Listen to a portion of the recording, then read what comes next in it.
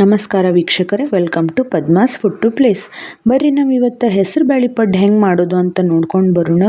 ನೋಡ್ರಿ, ನಾ ಇಲ್ಲಿ ಒಂದು ಕಾಳು ಉದ್ದಿನ ಬೇಳೆ ಬಳಸಲಾರ್ದ ಹೆಸರು ಬೇಳೆ ಅಷ್ಟೇ ಬಳಸಿ ಪಡ್ಡು ಹೆಂಗೆ ಮಾಡೀನಿ ನೋಡ್ಕೊಂಡು ಬರೋಣ ಅಂತ. ಅದಕ್ಕೆ ಮೊದಲು ನಾವು ರೇಷನ್ ಅಕ್ಕಿ ತೊಗೊಳ್ಳಿಕತ್ತೀವಿ.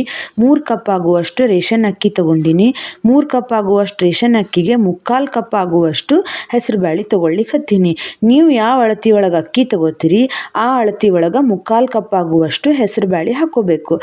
ಇಷ್ಟು ಹೆಸರು ಬೇಳೆ ಹಾಕ್ಕೊಂಡು ಅವನ್ನ ಒಂದ್ಸತಿ ಸ್ವಚ್ಛಂಗೆ ತೊಳಿಬೇಕ್ರಿ, ಅಕ್ಕಿ ಮತ್ತು ಬೇಳೆ. ಅದ್ರ ಜೋಡಿ ನೋಡ್ರಿ, ನಾ ಒಂದು 2 ಸ್ಪೂನ್ನಷ್ಟು ಮೆಂತ್ಯ ಕಾಳು ಹಾಕೀನಿ.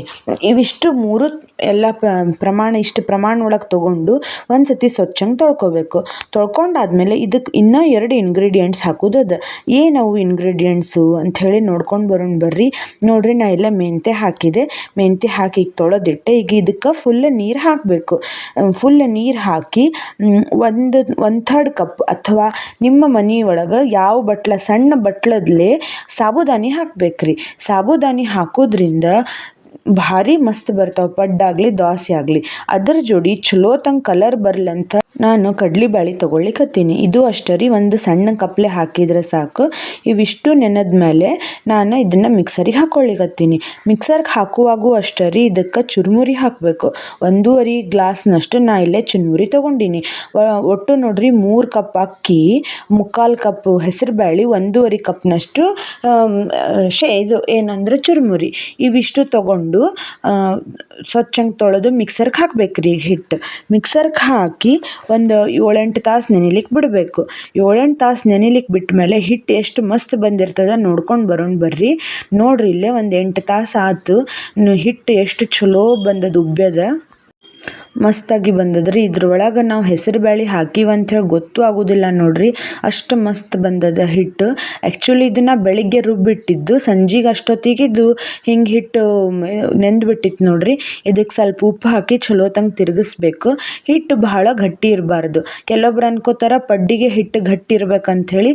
ಭಾಳ ಗಟ್ಟಿ ಇದ್ರೆ ಪಡ್ಡುನೂ ಗಟ್ಟಿ ಆಗ್ತವೆ. ಅದಕ್ಕೆ ಹಿಟ್ಟು ಈ ಹದದೊಳಗೆ ಇರಬೇಕು. ಇದಕ್ಕೆ ಒಂದು ಚಟ್ನಿ ಮಾಡ್ಕೊಳ್ಳಿಕತ್ತೀನಿ. ಹಸಿ ಕೊಬ್ಬರಿ, ಹಸಿ ಮೆಣಸಿನ್ಕಾಯಿ, ಆಮೇಲೆ ಶುಂಠಿ, ಕೊತ್ತಂಬರಿ, ಆಮೇಲೆ ಜೀರಿಗೆ ಮತ್ತು ಉಪ್ಪು ಇಷ್ಟು ಹಾಕ್ಕೊಂಡು ಒಂದು ಇನ್ಸ್ಟಂಟ್ ಕೊಬ್ಬರಿ ಚಟ್ನಿ ಮಾಡ್ಕೊಳ್ಳಿಕತ್ತೀನಿ ನೋಡ್ರಿ.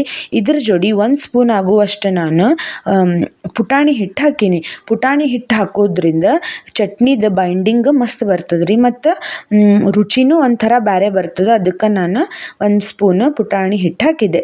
ಇದಿಷ್ಟು ಹಾಕ್ಕೊಂಡು ಚಟ್ನಿ ರೆಡಿ ಆಯ್ತು ನೋಡ್ರಿ. ಸ್ವಲ್ಪ ನೀರಂಗೆ ಇಟ್ಕೋಬೇಕು ಚಟ್ನಿ. ಈಗ ಇದಕ್ಕೆ ನಾನು ಹಂಚಿಗೆ ಎಣ್ಣೆ ಹಚ್ಚಿ ಪಡ್ಡು ಹಾಕ್ಲಿಕತ್ತೀನಿ. ನಾವು ನೋಡ್ರಿ ನಾನ್ ಸ್ಟಿಕ್ ಹಂಚು ಬಳಸೋದಿಲ್ಲ. ನಮ್ಮ ಮನೆ ಒಳಗೆ ನಾನ್ ಸ್ಟಿಕ್ ನಾವು ಬಿಟ್ಟು ಭಾಳ ದಿನ ಆಯ್ತು.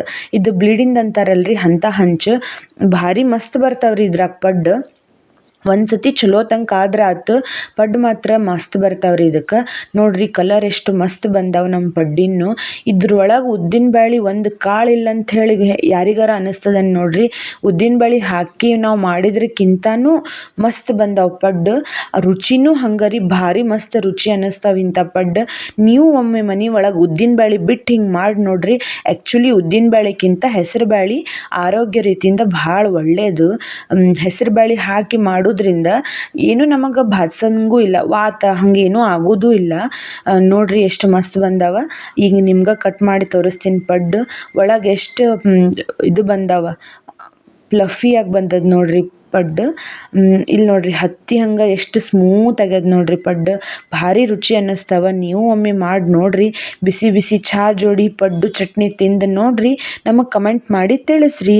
ಆಯಿತು ವೀಕ್ಷಕರೇ, ನಮಸ್ಕಾರ. ಮುಂದಿನ ಮತ್ತೊಂದು ಅಡಿಗೆಯೊಂದಿಗೆ ಸಿಗೋಣ.